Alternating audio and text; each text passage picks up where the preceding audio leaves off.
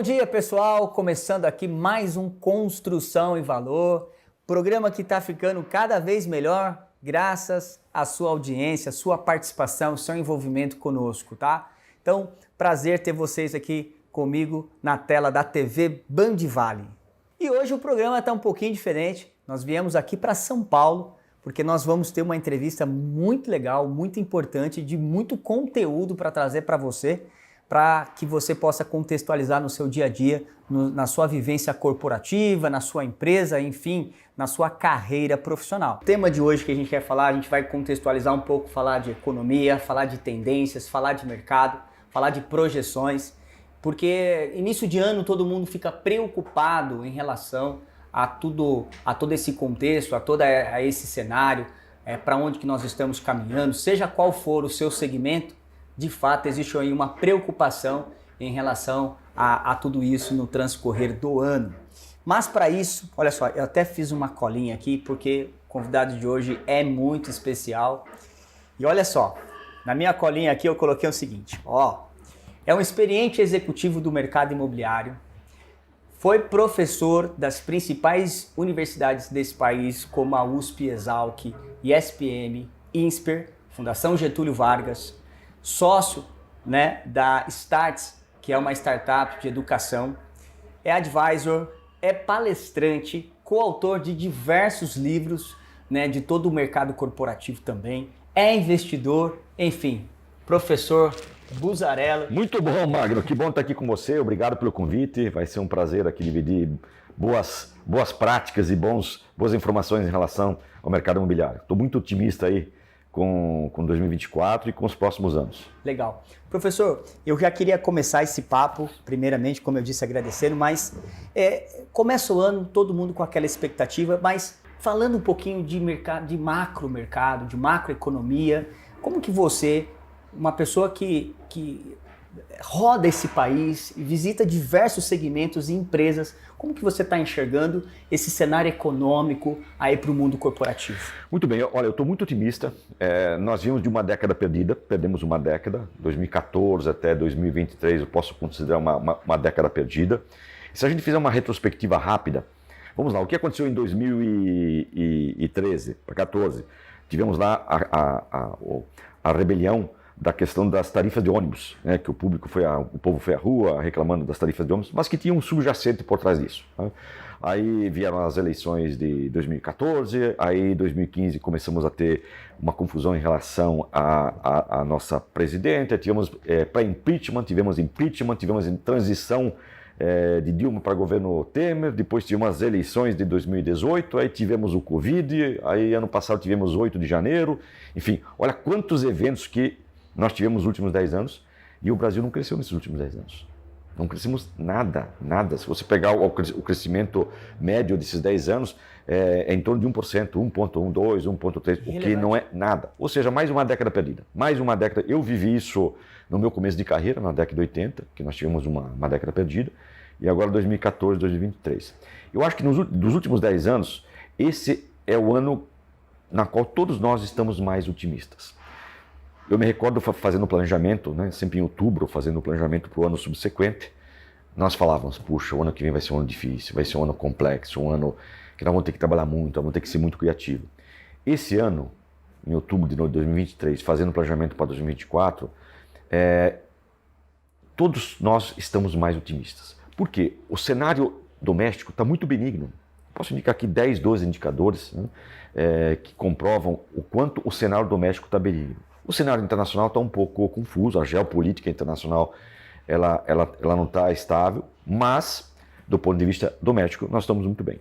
Taxa de juros caindo, estamos vivendo quase com pleno emprego, fechamos o mês de dezembro com 7,2% de taxa de desemprego, a média anual foi 7,8%, mas é pleno emprego para pessoas que saibam abrir uma planilha de Excel, é pleno emprego. Nós temos aí um risco Brasil abaixo de 200 pontos, batemos o recorde de balança comercial, aprovamos a reforma tributária, aprovamos a reforma do arcabouço fiscal. Claro, tem um ponto de interrogação, o Brasil fechou 2023 aí com um déficit de aproximadamente 230 bilhões, é um ponto a ser observado. Mas nos últimos 90 dias eu viajei muito pelo Brasil. E eu estou muito focado hoje em outros setores que não somente o mercado imobiliário. 100% dos empresários que eu conversei estão otimistas com 2024. Né? Tudo indica que teremos um ano bom. Não é um ano espetacular, mas todos esses indicadores eles são positivos. Né? São indicadores que dão mais tranquilidade para quem empreende, para quem faz negócio. Estamos com uma inflação sob controle, ficamos abaixo, né, do teto da inflação 2024. Os negócios prosperando, os primeiros balanços saindo. Né? Eu estava vendo aí o balanço dos bancos, o Itaú teve um lucro de 35 bilhões de reais, o Santander 9 bilhões de reais, o BTG 10 bilhões, deve sair Bradesco e Banco do Brasil nos próximos dias. Ou seja, foi um ano ok. Lembre-se, em janeiro de 2023, no começo do ano, todo mundo cravou que o Brasil ia crescer 0,8%, menos de 1%. Sim. Foi o número cravado por economistas, banqueiros, analistas de investimentos. Em agosto, todo mundo reviu. O Brasil ia crescer 3%, ou seja, erramos quase 400%, 4 vezes em 8 meses. É um erro muito... Espaço muito curto, muito né, substancial, num espaço muito curto. Né? Esse ano a previsão é que o Brasil cresça 1,2%, mas já tem gente falando que vai crescer 2,3%. Ou seja, nós vamos ter um ano bom novamente. E eu não estou falando de política, não estou falando de candidato A ou candidato B, eu estou falando de Brasil. Eu torço muito pelo Brasil. Acho que esse país aqui é um país que tem muitos problemas, e onde tem problemas, tem negócios. Agora, de dezembro para janeiro, nós vimos todas as montadoras comunicando investimentos no país, ou seja, 4 montadoras já prometeram investimentos de 21 bilhões de reais, 21 de bilhões. E grandes montadoras, né? E investimento direto na economia, não é investimento indireto, não é investimento especulativo, é investimento direto na economia. E o setor automobilístico é um ecossistema de negócio que movimenta muito. Assim como o mercado imobiliário movimenta muito. Né? Eu tenho conversado com vários empresários do mercado imobiliário, também estou otimista, porque nós temos aí alguns indicadores que para nós são muito importantes. Né? Taxa de desemprego, porque quem compra imóvel está comprando esperança, se ele tem esperança e tem emprego, ele toma risco de dívida. Temos uma taxa de juros crescendo, que é bom para o mercado. Temos aí um cenário de inflação também caindo, que dá poder de renda para o consumidor. Ou seja, tirando a questão do déficit de 230 bilhões, né, que é um assunto que nós temos que atentar, eu acho que teremos aí um ano interessante. E tem muitos números que a gente não tem observado, né, e que estão mudando muito a dinâmica de consumo do país.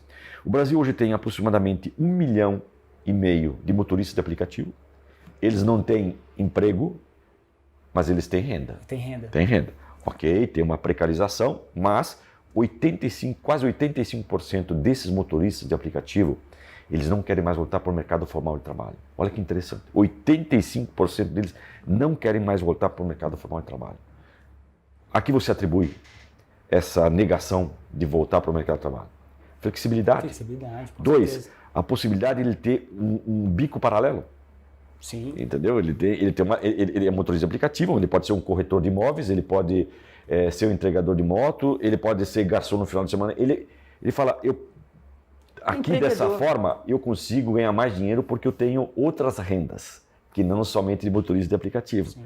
E ele fala, eu não quero mais trabalhar em empresas com horários rígidos, com lideranças pouco inspiradoras. Então temos 400 mil aproximadamente motoristas, entregadores de aplicativos de comida.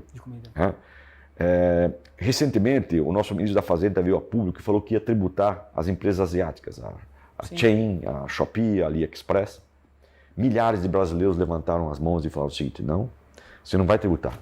Nós vivemos de dropshipping. Sim. Não tem esse número, mas nós estamos falando de milhares e milhares e milhares de pessoas que hoje estão vivendo com dropshipping, que são essas pessoas que fazem curadoria desses produtos de empresas asiáticas e revendem na sua rede de relacionamento, essa intermediação, e aí fazem trabalho nas redes sociais, WhatsApp, Telegram, e viram revendedores dessas empresas de produtos que muitas vezes nós, consumidores normais, não conseguimos fazer a curadoria, porque Sim. são milhões e milhões de SKUs. Tá? Então, você tem hoje o Brasil abriu aproximadamente 5 milhões de e-mails nos últimos 4 anos. 5 milhões de e-mails que foram abertos nos últimos 5 anos. Você tem assim um movimento Brasil afora de liderança de empreendedorismo feminino. Isso muda substancialmente a forma de se fazer negócios. Totalmente. Substancialmente. Eu fui agora palestrar para 2 empresas grandes que têm essas franquias de estética. E eu palestrei para uma empresa que estava com 250 mulheres e outra com 180 mulheres. Mulheres empreendedoras, fazendo negócios, montando suas franquias, algumas delas tendo várias franquias, né? Tudo isso movimenta a economia, porque a mulher com renda, ela movimenta a economia e de uma forma muito mais distribuída do que quando o dinheiro está concentrado no homem, né? E isso são números que Brasília não vê. Eu vou dar um exemplo. Outro número importante. Nos últimos 4 anos, nós colocamos no mercado aproximadamente 17 milhões de pessoas passaram a ter uma renda adicional. 17 milhões de brasileiros passaram a ter uma renda adicional que, por sua vez, volta para consumo. Então vamos lá. Nesses 4 anos, aproximadamente 4 milhões e meio de brasileiros se aposentaram. Eu sou um exemplo, eu me aposentei, né? Pelo INSS, recebo lá minha aposentadoria. Mais dinheiro. É mais dinheiro, eu vou consumir de alguma forma esse dinheiro. Então 4 milhões e meio aí. Aproximadamente 5 milhões de brasileiros passaram a ter um emprego formal. Lembra-se? Lá em 2020 nós estávamos com uma taxa de desemprego de 13%. Fechamos fechamos dezembro de 2023 com 7,2%. Então são 4 milhões e meio de brasileiros que passaram a ter carteira de trabalho assinada, portanto uma renda adicional. E aproximadamente 7 milhões a mais de brasileiros passaram a ter algum tipo de auxílio do governo. Auxílio emergencial, Bolsa Família e tal. Sim. Ou seja, são 17 milhões de brasileiros que passaram a ter uma renda adicional que, por sua vez, transfere isso para o consumo, né? Sem contar todas essas novas formas de trabalho que estão girando a economia. E que muitas vezes não aparecem nas planilhas de Excel do governo, dos analistas, né? Não.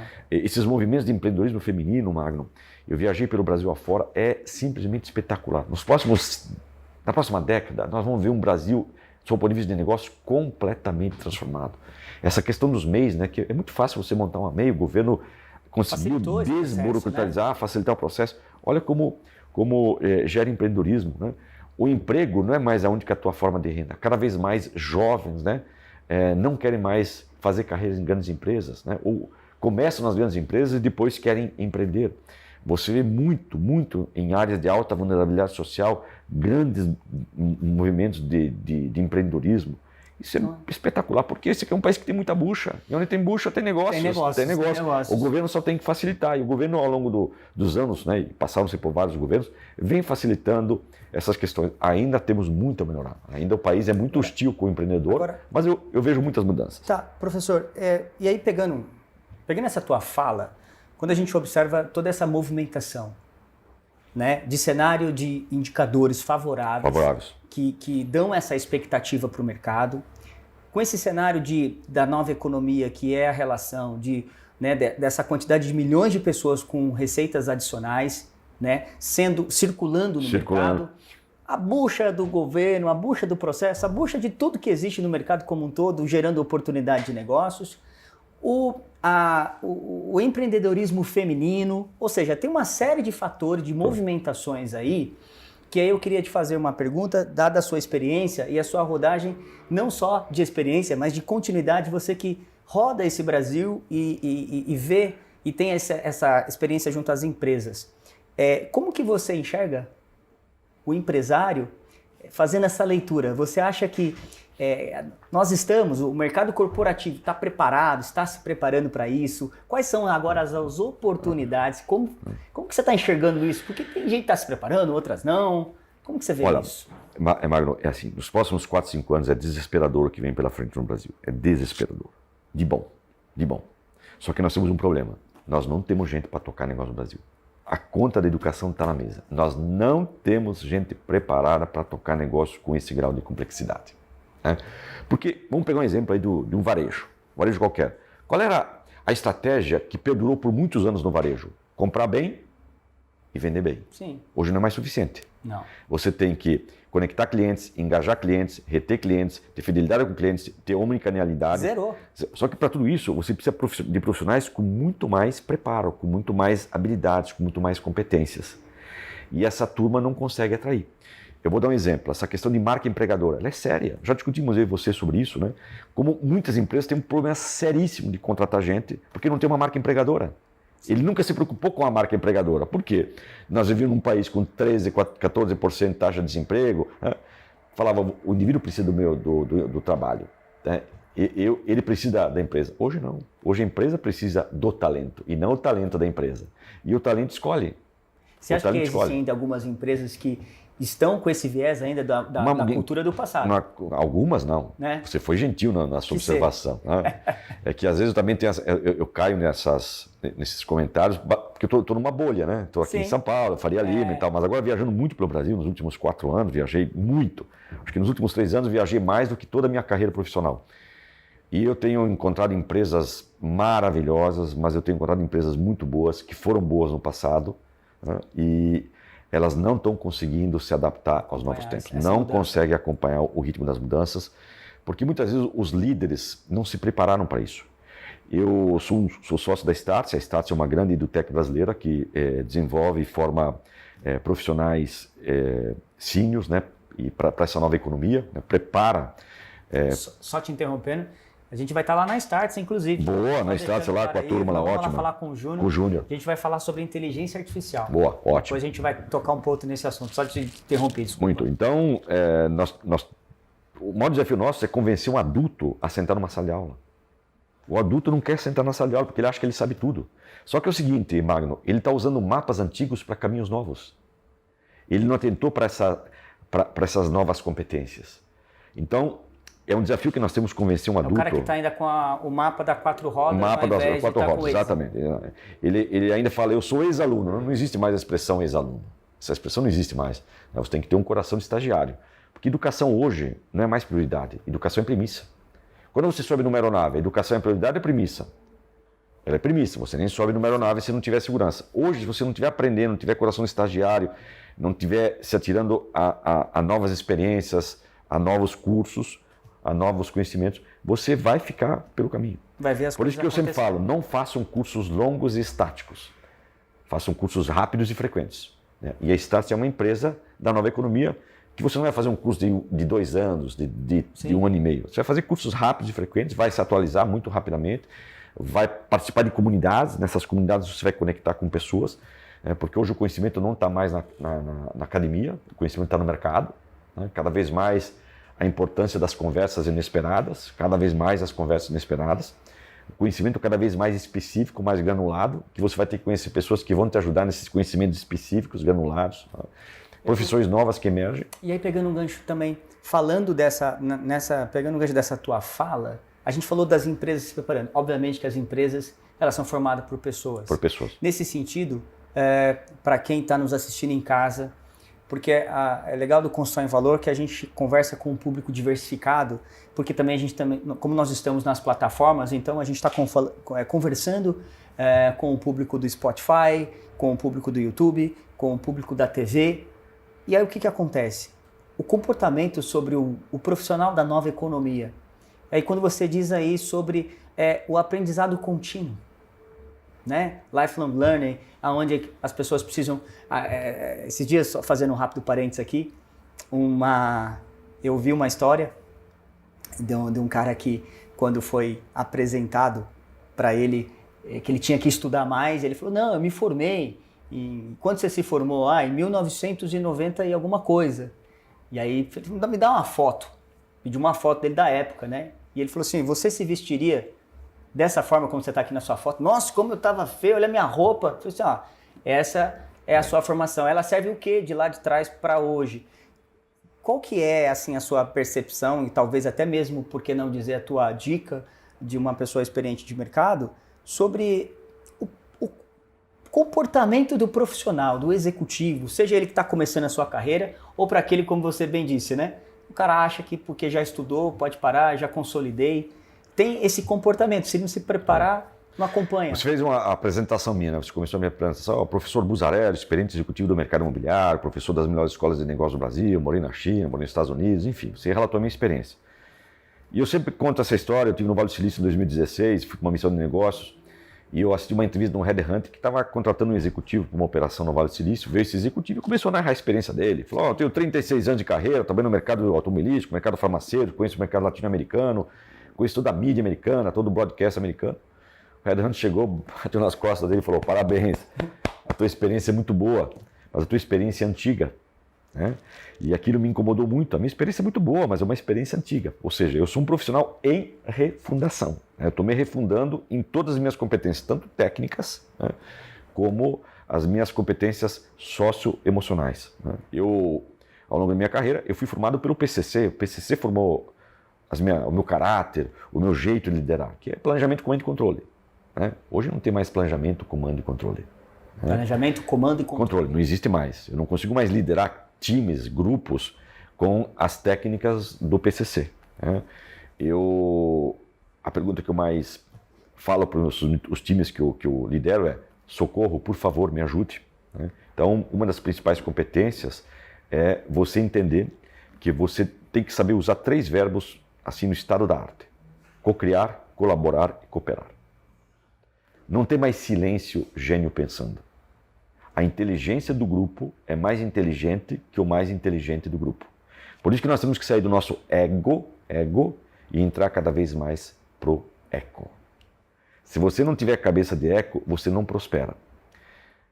Que é a liderança que, né? Cocriar, colaborar e cooperar.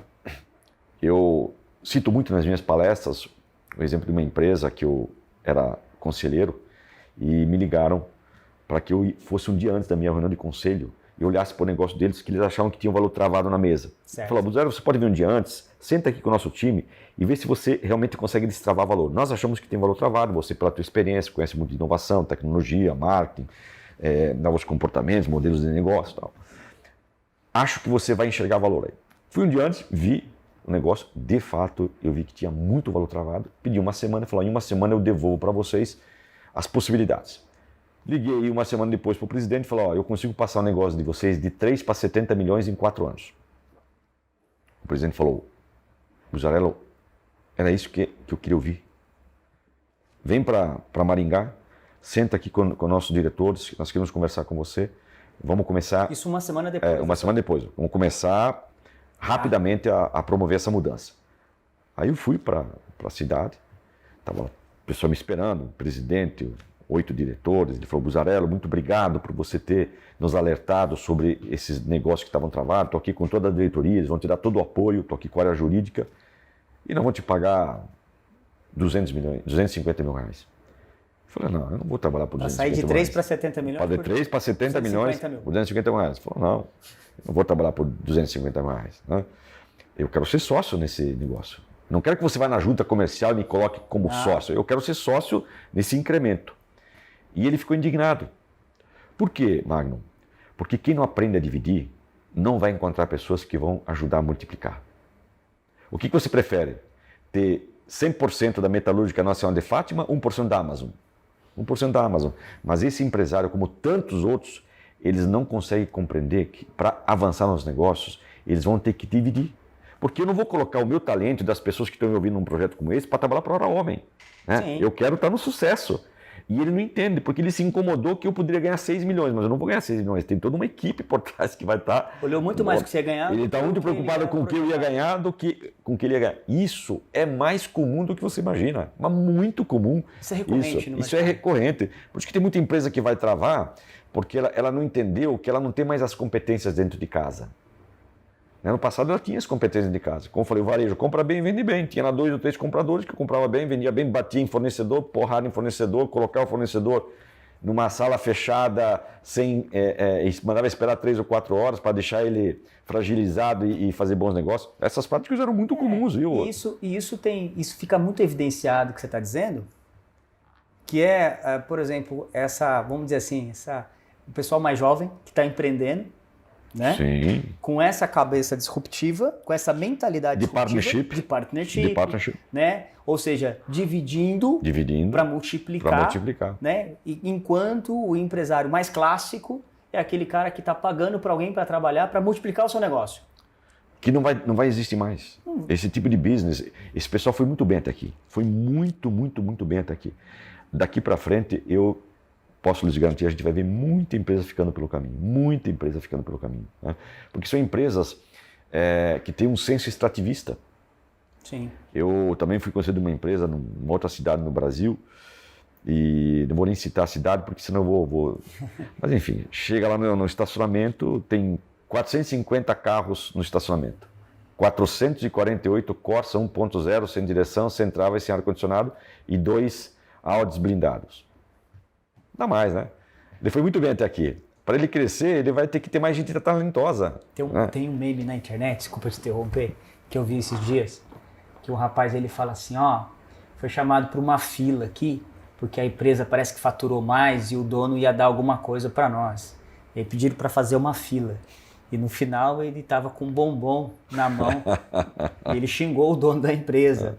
Ou seja, as pessoas, elas são, entre aspas, dizendo, né, cobradas para entregar um resultado de alto nível cada vez mais, mas elas começaram a enxergar outras questões. Falaram, poxa, eu estou ajudando essa empresa a prosperar, não estou recebendo nada por isso, né? Isso. Por isso que elas estão empreendendo, por isso que o cara do aplicativo está querendo ficar, não, eu vou fazer, durante o dia eu faço Uber, à noite eu faço motoboy para entregar comida, eu ganho mais do que eu ficar trabalhando. Sim. E aí eu quero chamar esse ponto para explicar, por exemplo, você que atua muito como executivo do mercado imobiliário, hoje as grandes incorporadoras e consultoras estão enfrentando um grande desafio, que é justamente a mão de obra. E vai se intensificar e vai ser um baita de um problema que nós teremos no mercado. Porque ela está envelhecendo e o jovem não quer mais ir. Por quê? Porque compensa. E as empresas estão sofrendo com isso. Por quê? Porque cada vez mais a mão de obra ficando escassa e o que vem não é qualificado, mas não quer. E então o mercado imobiliário está sofrendo com isso e acho que é um desafio para enfrentar, para suprir, né, esse momento que a gente enxerga de oportunidade. Então, como que você enxerga? Como que a empresa... Vários setores da economia vão enfrentar problemas seríssimos com mão de obra de base. Sim. Porque esse indivíduo prefere ser motorista de aplicativo, ele aluga uma moto por R$170 por semana, tudo incluso, seguro, manutenção, carregamento elétrico da moto e IPVA, e ele fatura R$1.200. E ele paga R$170 e nem precisou comprar uma moto, ele aluga a moto por R$170, porque é um novo modelo de negócio que está surgindo. O Mercado Livre virou um grande hub de empreendedores, né? Pessoas que estão fazendo sua vida no Mercado Livre. Então, hoje, um operário de obra que sabe ler e escrever, ele pode se tornar um motorista de aplicativo, pode ser um entregador, ele só precisa saber ler o Waze, porque ele precisa trabalhar com o Waze. Né? Porque tem outras possibilidades de trabalho que não somente a da construção civil. Então, você tem uma dificuldade enorme hoje, de encontrar bons operários. Quer ver um outro setor nosso que está sofrendo muito? Você não acha corretor para imobiliária? Sim. O imobiliário não consegue contratar mais corretor. Não. Porque o corretor bom, ele virou o empreendedor. Né? Ele tem lá a sua landing page, ele tem lá suas redes sociais, ele trabalha, fala, eu vou trabalhar 4 ruas aqui em São Paulo. Eu conheci um corretor aqui no meu bairro, que ele trabalha 5 ruas do bairro de Pinheiros. 5 ruas do bairro de Pinheiros. Aí eu conheci um outro corretor que montou ele sozinho, a P11. Ele só vende apartamento do primeiro andar. Ele se especializou em primeiro andar. O negócio dele é primeiro andar. Ah, eu quero comprar um apartamento no 8º andar. Não. Eu tenho os melhores primeiros andares de prédios na cidade de São Paulo. Uau! Então, por quê? Porque as redes sociais estão empoderando muita gente. Né? E quem estudar, quem for um pouco além do combinado, entender um pouco de todas essas engrenagens de redes sociais, não vai mais ser corretor de uma imobiliária pequena, média ou grande. Ele vai ser, né? Porque quando ele trabalha para a imobiliária fica com 5%, 4%, ele fica com 1,2%. Ele falou, eu vou vender direto e vou ganhar 4%. Né? São todos conteudistas agora. Sim, né? Sim, a gente vê que hoje, se a operação imobiliária não remunerar bem tiver escalabilidade e volume para manter o bom profissional, ele não fica mesmo, porque não é nem um pouco vantajoso para ele ficar lá 10 horas, 8, 10 horas por dia dentro de um plantão de vendas para vender ao final do mês duas vendas. Ele fala, não, 2 vendas eu faço de casa. Total. Quantas vezes eu vi corretores entrando num final de semana, chega às 7 horas da manhã no plantão de vendas, fica até 8 horas da noite, ele virou só uma vez. Às vezes nem atende nenhum cliente. Ele fala, não, isso é um trabalho de casa. Né? Exato. Mas para isso ele tem que entender de CRM, coisa que corretor ainda em 2024 reluta em usar um CRM, né? Ele não sabe usar um Instagram, não sabe usar um TikTok, tem dificuldades em fazer um texto bacana com um WhatsApp para mandar para os seus clientes. Né? Então, esse indivíduo que não avançou na sua jornada educacional, ele tem que ficar refém de uma imobiliária, concorda? Porque a imobiliária coloca todo dia leads para ele trabalhar. mas ele vai ganhar 1,2 de comissão.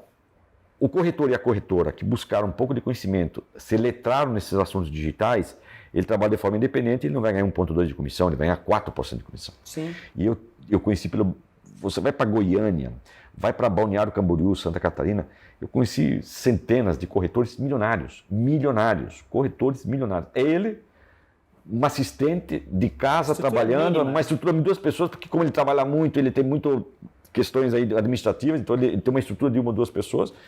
E eu conheci muitas corretoras ricas, faturando aí 2, 3 milhões por ano. E o cara mais ou menos que quer trabalhar, não quero trabalhar muito, ganha tranquilamente. Trabalha 6 horas por dia. Trabalha sem grandes esforços, quer levar uma vida com mais... com alta remuneração. Quer levar uma vida com mais propósito, faturando 500, 600 mil reais. Ou seja, nós estamos virando uma nação de empreendedores, cada um no seu contexto, concorda? Sim. O motorista de aplicativo é empreendedor, o indivíduo que vende no Mercado Livre é empreendedor, um indivíduo que faz dropshipping na internet é um empreendedor, né? A mulher que largou tudo para ser design de sobrancelha. Sim. Hoje é um grande negócio, né? Pessoas que se especializaram em fazer design de sobrancelha, pessoas que se organizaram para fazer personal organizer, né? Para organizar a casa das pessoas, porque as pessoas estão trabalhando muito, né? Mulher trabalhando, homem trabalhando. A minha esposa pegou e falou assim, vou levar as crianças para fazer trança. Trança, eu tenho 3 meninos. Isso. Eu falei, trança? Eu falei, trança? Eu sou acostumado a literalmente... a trança convencional, né? E aí eu falei, como assim? Aí elas foram. Ela me mandou uma mensagem, segue o Pix da trança. Eu falei, mas que trança é essa? Entendeu? Então você vê que cada vez mais surgindo oportunidades para pessoas empreendendo, uma pessoa dentro de casa, a pessoa dentro da casa dela fazendo trança, ganhando lá R$200 por dia. Exatamente. Aí eu fiz a conta, peraí, R$200 por dia na semana. Eu falei, no mês? Eu falei, peraí, uma pessoa então, na sua casa, fazendo trança, ela ganha mais muitas vezes do que... E agora... Vou dar o exemplo do meu filho. Uma startup foi na universidade onde ele estuda e falou o seguinte, colocou para os alunos o seguinte desafio, vocês querem alugar parte do quarto de vocês para fazer logística? Nós identificamos, por exemplo, que no bairro de Pinheiros tem um consumo exagerado de pilha, soro fisiológico e capinha de celular. Você não quer fazer um depósito do teu quarto, pega 2 metros do teu quarto, deixa aí e à medida que for vendendo, você entrega para o entregador, sem distribuição. E tem mais, se você quiser entregar, eu te pago também para entrega. Meu filho fez o primeiro teste no mês, R$750. Ele fez ele ganhou pelo armazenamento e ele fez a entrega. Fez a entrega em 4, 5 quarteirões, tudo a pé. R$750? Mas isso é uma fonte de renda que pode ser para ele, para um casal recém-casado, enfim, é renda. Se você tem fome, é renda. Tá? Então, esse é um Brasil novo que Brasília não enxerga, que a Faria Lima não enxerga, né? E que eu, viajando muito pelo Brasil agora, tenho visto tanta gente interessante. Nós estamos aqui no estúdio. Olha o que as redes sociais movimentaram, né? O pessoal que faz postagem, que faz conteúdo, que edita vídeo, que corta vídeo, que cria cenários. Isso aqui cria um mundo de pessoas empreendedoras. Hoje, olha que interessante, o Brasil tem 10 milhões, Magno. 10 milhões de influencers. 10 milhões de influencers. Desses 10 milhões, 2 milhões e 600 vivem como influencers com um salário médio de R$2.800. Ou seja, 2,8% da população economicamente ativa do Brasil hoje vive como influencer. Então você falou aí 10 milhões, olha só que interessante, 10 milhões de influencers. E eu sou influencer. Uma situação, R$2.800 como média de renda, de média. Né, de um percentual desse povo. E aí você falou aí da questão do seu filho. Seu filho tem quantos anos? Eu tenho 2 filhos, um de 20 e um de 18. Tá, vamos lá. Pensa comigo, aí você falou que, né, fome. Você acha que para essa geração atual, porque tem um mundo de oportunidades, você acha que essa geração ela está aproveitando não. Essa oportunidade? Porque eu vou remeter, eu tenho 42 anos. Eu com 22 anos atrás, com 20 anos de idade, aonde que eu ia arrumar emprego? Ou vamos pegar menos, quando eu comecei ali, trabalhei de office boy, trabalhei em mercadinho de bairro quando não era menor de idade, trabalhei em oficina, funilaria, eram as oportunidades que a gente tinha. Sim. Quando não tinha essa. Quando eu olho hoje essa geração, vendo, meu Deus, quanta oportunidade, Mas você acha que está faltando fome? Porque a faca e o queijo está aí, né? Sim. A pergunta que eu vou deixar aqui para a audiência. Como gerar fome para quem tem tudo? Esse é o maior desafio para quem tem pais, quem tem filhos como nós. Como gerar fome para quem tem tudo? Não é Há exceções. Às vezes eu encontro pais que falam, puxa, o meu filho fala parabéns, agradeça a Deus por você ter tido a sorte, porque essa geração que está chegando não tem a fome que nós tínhamos, né? Porque é uma geração que tem tudo. E quando eu falo tudo, não é um material, né? É assim, as possibilidades, né? Como eu falei, meu filho pode ganhar dinheiro fazendo logística da casa, ou vai fazer um estágio numa empresa A, empresa B, se não deu certo, vai fazer aqui, vai dar uma aula de inglês. A renda para eles é muito fácil, claro. Eu estou falando de um recorte de pessoas muito privilegiadas. Eu tenho essa consciência que eu sou uma pessoa privilegiada e pude proporcionar isso para os meus filhos, né? Mas mesmo hoje, pessoas de segmentos mais vulneráveis, se você tiver fome, você se destaca rapidamente. Sim. De todos, porque hoje, se você estiver lendo, estudando, você se destaca rapidamente. Tem muita coisa disponível. Tem muita coisa disponível para todo mundo, de graça. Na dúvida, vai lá, aluga uma moto por R$170 por semana e sai fazendo entrega de moto e faz uma renda, depois faz um outro bico e assim você vai prosperar na vida. O que precisa é fome. Aqui falava a Adélia Prado, a nossa grande poetisa mineira. Ela falava assim, não quero faca, não quero queijo, eu quero fome. E isso eu vejo que está faltando. Está faltando.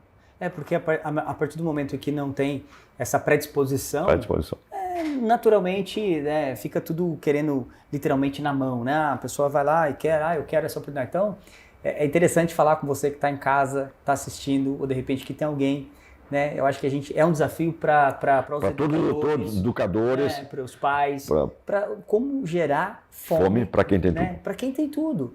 Então, às vezes a pessoa tem grandes oportunidades. Eu falo isso porque quando eu vejo adolescentes ou, poxa, eu não tenho nada para fazer, não tenho oportunidade. Não tem oportunidade, né? Hoje existem vários meios para que essas oportunidades possam ser disseminadas, elas são disseminadas em tudo isso. Professor... Sucesso não aceita preguiça, né, Mário?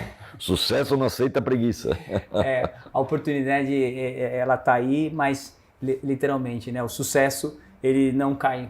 Não. Né? Ele não é, por exemplo, você pega, como você disse, os influenciadores que vivem com R$2.800, né?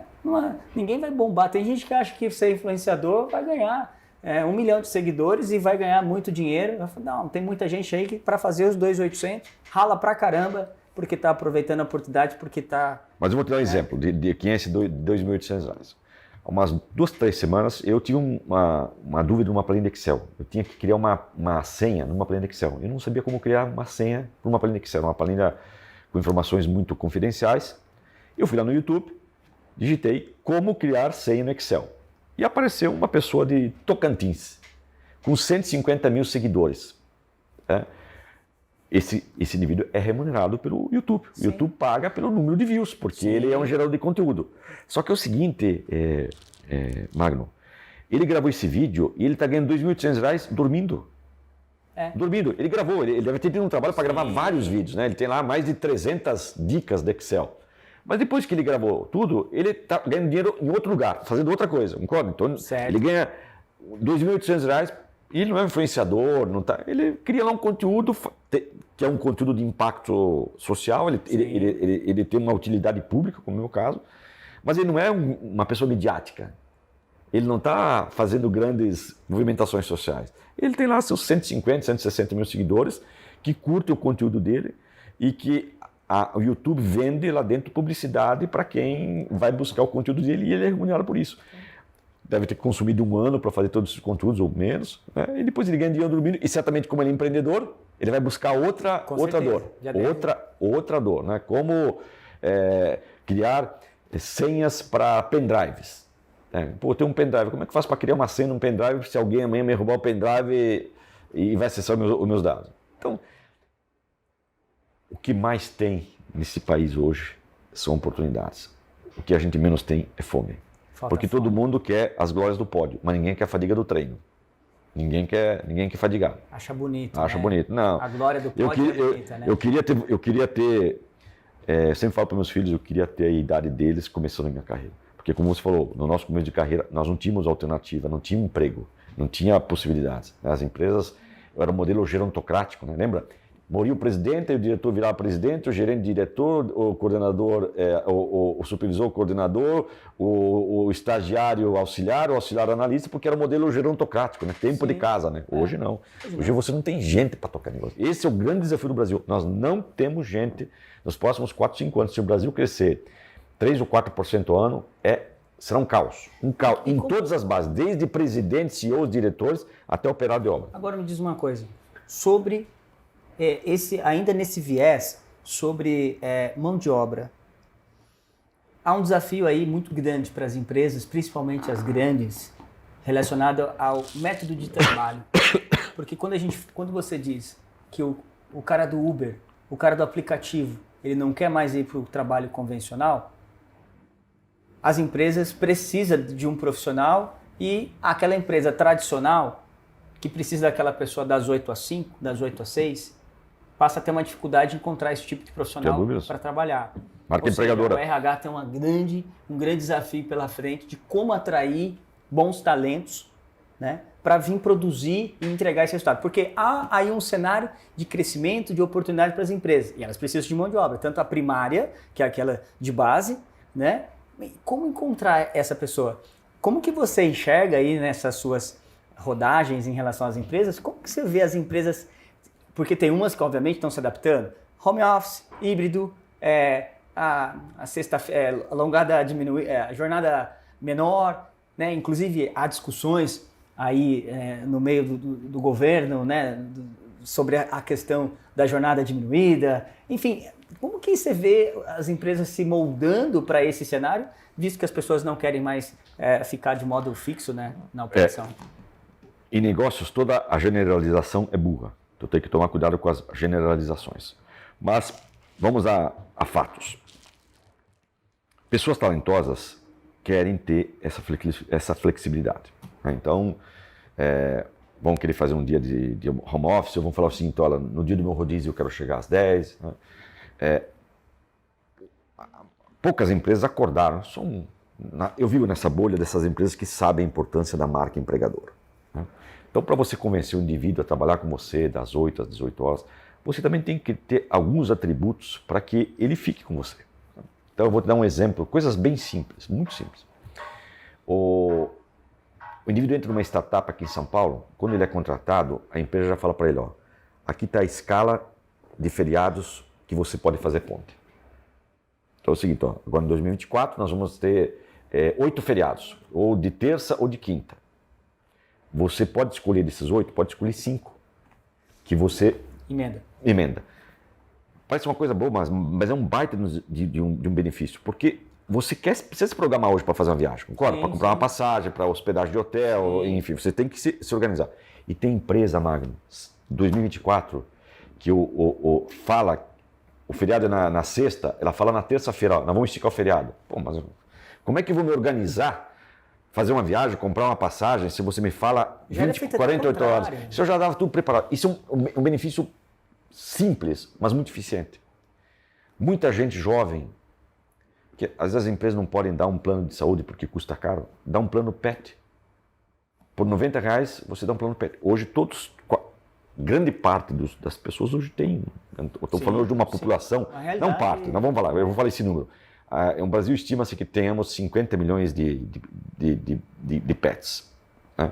Então, 50 milhões de lares têm um PET. Então, estamos falando aí de uma porcentagem considerável. Então, cada vez mais as empresas terão que saber personalizar os seus benefícios e entender os seus funcionários um a um. Por isso que nasceram uma série de empresas para concorrer com os vales refeições, a TIC, a VR, né? Eram empresas que detinham um monopólio. Hoje você tem iFood, que tem todo um programa de benefícios. Você tem a Caju, que é uma outra startup também, que faz o que? Elas oferecem serviços e benefícios personalizados. Entendeu? Sim. Porque eu sou casado, 2 filhos, 18 e 20 anos. Eu tenho necessidades diferentes de quem é solteiro. Sim. Quem é solteiro ele não valoriza tanto um plano de saúde como quem é casado e que tem 2 filhos e que tem 40 a mais. Então, olha como essas empresas enxergaram um problema e se tornaram empresas relevantes hoje na área de benefícios para funcionários. Eu acho que daí então o que falta, professor, não é falta não, né? Eu acho que a oportunidade que existe aí para as empresas é ela sair um pouco do tradicionalismo olhar que antes ela tinha do que era benefício para promover outros tipos de benefícios baseados nos novos comportamentos das pessoas e a realidade que elas estão vivendo hoje para reter esses talentos. Porque, vamos lá, tem muita gente que interessa pelo trabalho convencional, das 8 às 18. Sim. Mas ela quer ter a reciprocidade pelo aquilo, olha, estou dispondo do meu tempo das 8 às 18. O que eu recebo em troca? Né? Porque tem empresas que ainda acham que o benefício é o vale transporte ou o convênio médico. Ainda não, a maioria. Tá, a maioria. Novamente, eu tomo cuidado para não ficar na minha bolha, porque eu convivo com essas empresas que têm pacotes de benefícios interessantes, pacotes personalizados, que têm uma visão mais de partnership com seus colaboradores, né? Mas isso aqui é uma minoria. É uma minoria. É uma minoria, né? Líder, cuide bem dos seus liderados, que eles cuidarão bem da sua empresa. Muito forte isso. Cuide bem dos seus colaboradores e colaboradoras, que eles e elas cuidarão bem da sua empresa. Né? Mas esse é um empresário que não evoluiu. Ele não entendeu esses novos tempos. Eu fiz economia e larguei economia. Fiz 2 anos de economia lá no início da minha carreira. Eu estudei Karl Marx I, Karl Marx II e Karl Marx III. Eu falei, basta, não vou fazer economia. Mas o Marx falava o seguinte, o proletariado vai tomar o poder. E o proletariado está tomando o poder. Está tomando o poder. Tá? Sim. E olha que nós vivemos num país com grandes gaps de educação. Né? Mas para quem minimamente tem um grau de educação mínimo hoje, as empresas são reféns dos talentos. Sim. Né? Então eu citei aquele exemplo lá da empresa que eu propus passar um negócio de 3 para 70 milhões em 4 anos e ela não aceitou. Ela está refém do sobrinho. O sobrinho começou a operar, passou de 3 para 3.500. Entendeu? Falando em sobrinho, tem uma história que você conta muito, que eu queria que o pessoal de casa escutasse. Do seu sobrinho, aquela história do sobrinho. Porque acho que isso tem muito a ver, muito a ver hoje, com aquela dica que você deu agora há pouco sobre... lógico, tem momentos e momentos da pessoa começando a sua carreira, o que ela estudar e tudo mais. Mas conta aquela história pra gente, daquela analogia sobre o teu sobrinho, porque isso é muito... As escolas viraram empresas e as empresas viraram escolas. A escola não é mais o único lugar que você aprende e as empresas não é mais o único lugar que você trabalha. Eu tenho um sobrinho, de 19 anos, ele fez um curso de Marketing Cloud na Salesforce. A Salesforce é essa grande empresa multinacional americana de CRM, de bancos de dados, de analytics, etc. Que patrocina a Fórmula 1, que está aqui na Band. Sim. Ele foi lá, fez um curso de Marketing Cloud, pagou R$ 2.500, 48 horas, um curso online. Concluiu o curso, foi no LinkedIn, colocou Marketing Cloud Certificate. 15 dias depois ele conseguiu um emprego, R$ 9.000 mês. Ele não vale 1.400, tá? Eu acho que o meu sobrinho não vale 1.400 reais, mas ele conseguiu um emprego de 9.000 reais. Por conta desse certificado? Por conta do certificado de um curso que ele fez na Salesforce. Ele não estudou numa escola de ponta, numa escola renomada, numa faculdade, numa universidade. Empresa. Ele fez um curso numa empresa. Então o curso que ele fez na empresa vale muito mais do que os 4 anos de faculdade. Tá? Por quê? No passado, olha, os meus pais foram contratados pelos braços. Eu fiz a minha carreira e sempre fui contratado pela minha cabeça. O meu sobrinho e os meus filhos, eles serão cada vez mais contratados pelo coração. Porque não tem tu. Ok, mas se você tiver vontade, proatividade e fome, eu te contrato. Por que essa empresa contratou meu sobrinho? Porque ela viu nele fome. Porque com 19 anos ele foi lá, fez um curso de Marketing Cloud, pagou R$ 2.500, 48 horas. Ele não tem o conhecimento ideal, mas ele vai sentar próximo do Magno. O Magno é um bom gestor, em 6, 7 meses você formou ele. Porque ele tem um atributo muito importante, fome. Fome. E igual a Salesforce, tem várias empresas que hoje estão formando profissionais. Agora eu vi uma matéria recente que a Drogarraia Drogasil montou uma graduação de farmácia. Porque eles estão se tornando uma empresa de bem-estar e saúde, não tem gente, não tem universidade que forma, foram lá e criaram, eles formaram. Né? E cada vez mais empresas estão virando escolas. Sim. E as escolas estão virando empresas, porque as escolas não conseguem formar esse profissional que o mercado precisa. Não que a gente está aqui trazendo nenhuma crítica do ponto de vista, né? Não vai estudar, não vai fazer. Pelo contrário, por isso que eu disse aqui, depende do momento da carreira. Mas, mesmo que você esteja fazendo aí uma graduação que é importante também, né? Total. Professor, você se tornou doutor, mestre, porque você fez uma graduação, né? Eu sou pós-graduado, estou fazendo um MBA, estou fazendo... Mas, porque eu tenho uma graduação. Mas é olhar também para o que as empresas se tornaram, Sim, né? Escolas, sim, literalmente, sim. Escolas, que dão esse nível de upgrade e já, né? Seu sobrinho de 19 anos ganhando R$8.000, quando hoje, na verdade, tem gente que fala, não, você vai estudar convencionalmente para daqui a 4 anos se formar, sair de estagiário para ganhar 3.000. Você Enquanto está foi lá, fez 48 horas numa empresa que entregou para ele e que tem essa propriedade de causa também. Não foi só o certificado. Mas aí você disse uma coisa importante, né? O que a empresa enxerga é o coração. O coração, ela contratou. É o famoso fit cultural, que as empresas às vezes esquecem de olhar, né? Porque eu sempre falo, né? Eu sempre falo, não, todo mundo de RH, principalmente o pessoal aí de RH sempre fala, porque é o seguinte, habilidades técnicas você desenvolve. Sim. Habilidades comportamentais, aí já é um pouco mais diferente, né? Porque daí já está muito relacionada com o indivíduo e não com a habilidade. Ele foi lá e desenvolveu uma habilidade. E se está com o coração, né? É a fome ideal. É, né? a fome. É a fome ideal. As empresas contratam pelo LinkedIn, depois demitem pelo Facebook. Hoje, qualquer pessoa que fizer algo comum, de forma incomum, vai se destacar rapidamente. Vai se destacar rapidamente. Vai se destacar rapidamente. Eu treino numa academia aqui em São Paulo, muito interessante, uma academia bastante conhecida. E quando eu vou para a academia, tem sempre lá o pessoal do vestiário. Então eu chego lá com a minha malinha e dou para ele coloca lá numa caixa, Buzarella, tá aqui na caixa 72, tá aqui no box 38 e tal, né? E essas duas pessoas, elas recebem todos os alunos assim, com gentileza, com um sorriso, e lembra o nome da pessoa, e como vai, Buzarella, tudo bem, veio treinar hoje, bacana, parabéns, a coisa tá aqui no 32, tá aqui a tua toalha, tá isso. E eles atendem na média de 1.000 alunos por dia que passam por lá. E eles estão sempre sorrindo, sempre felizes, sempre... E fazem uma atividade monótona. Sim. Teoricamente monótona, mas atividade de pegar a mala, colocar no box e tal. No final do ano, eles deixam a caixinha deles. Só de caixinha, eles ganharam o equivalente a 5 salários de bônus. 5 salários de bônus, mano. Porque todo mundo dá uma caixinha com o maior prazer. Por quê? Eles estão fazendo uma coisa comum de uma forma incomum. Entendeu? Eles estão fazendo uma coisa muito comum, mas de forma incomum. E todo mundo que passa lá são pessoas privilegiadas.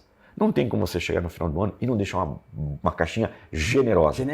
E eles agradecem muito e todo mundo dá com prazer.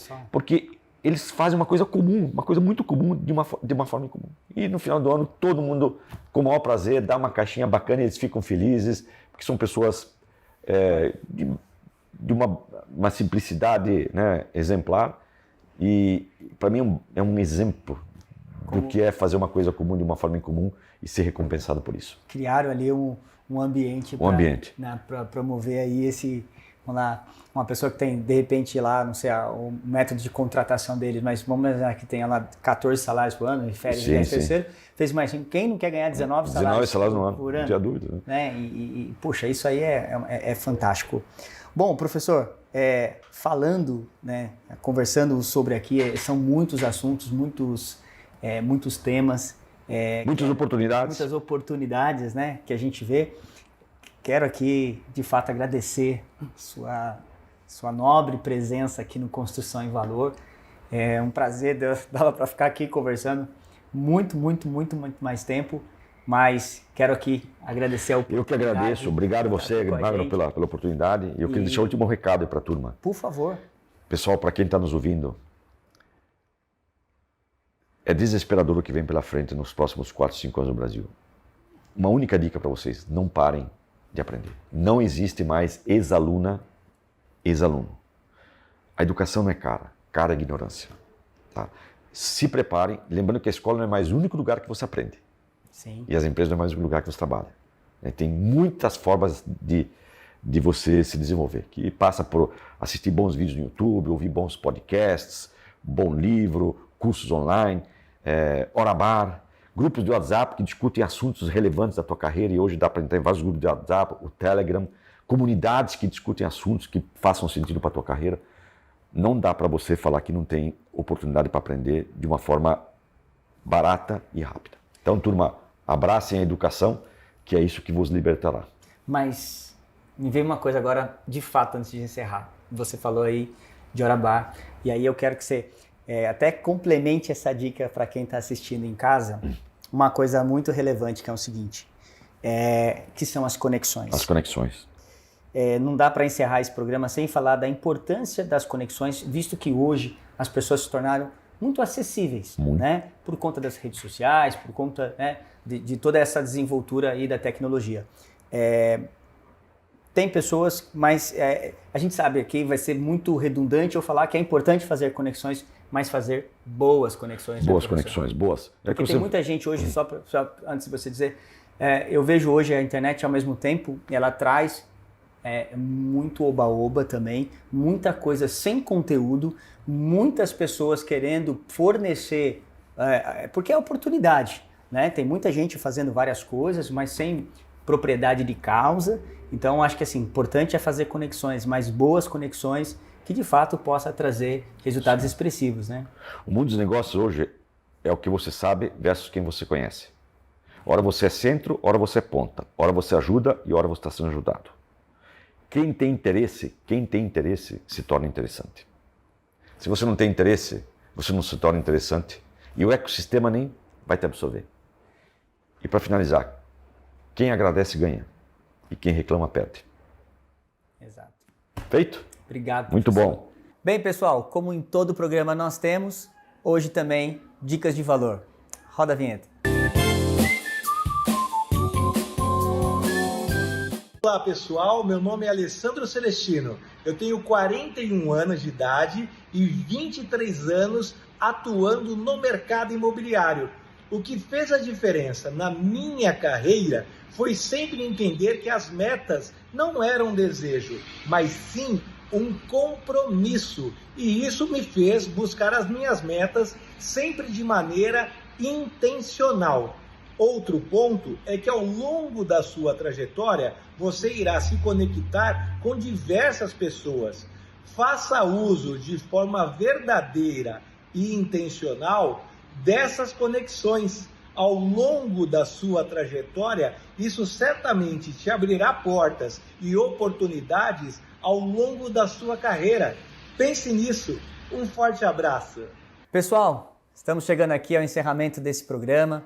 Tivemos uma entrevista aqui de mais de 1 hora com o professor Buzzarello. Trouxemos aqui para vocês aqui um resumo do que foi essa entrevista muito rica. Inclusive, convido você, empresário, colaborador, gestor, a compartilhar esse vídeo, a compartilhar essa entrevista com seus colaboradores, com as pessoas do mundo corporativo, que eu tenho certeza que vai entregar muita construção, muito valor para as pessoas, tá? Mas, olha só, se você também quiser acompanhar na íntegra essa entrevista, segunda-feira a gente sempre publica no nosso canal, tanto no YouTube quanto no Spotify, para que vocês possam também acompanhar essa entrevista maravilhosa que nós tivemos aqui. Tá bom, pessoal? Obrigado pela audiência e até o próximo programa.